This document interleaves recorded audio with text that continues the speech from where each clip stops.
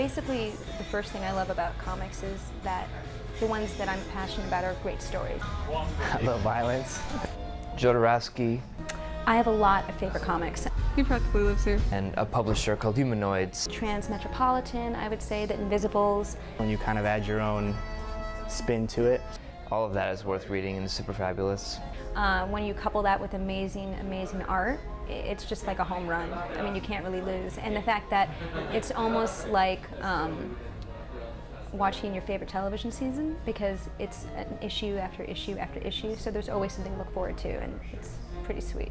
Yeah, I think most of the people that come in here, in my mind, are already interesting. They're interested in storytelling, they're interested in art, so I find that they're more open in general, and I get to have great conversations with random people all the time, so it's pretty much a win-win situation.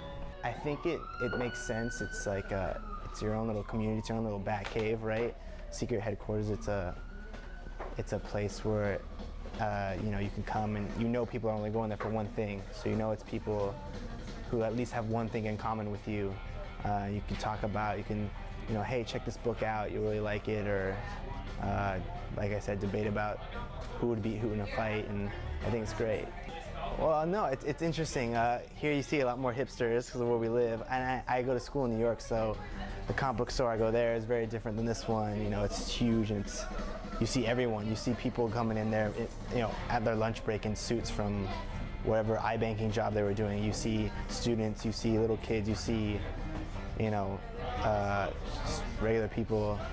Here, though, yeah, there's definitely a style. People are a style of people that come into this particular store. But yeah, every store has a different group, a different niche, a different attitude. I don't know. That's a crazy bunch of people, really. It's cool to be nerdy. Nerds are trendy and sexy now, I guess. But yeah, like I don't think that it's not like the same like mouth breathing parents' basement dwellers that it was like maybe when I was a kid and my dad would take me to the comic shop. I can't say mouth breather.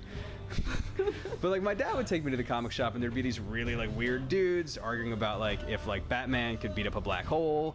And I think there's just millions of people now that like comics and sci-fi and video games and art in general, and it's not as weird anymore. And it's more just sort of a part of the neighborhood. And I feel like this store in particular, being kind of artsy and having a lot of like kind of hip, like non-mainstream comic stuff, is more of just like people that like art come here, and like indie kids from the neighborhood, or just a lot of walk-bys will come in. It's just what I've observed.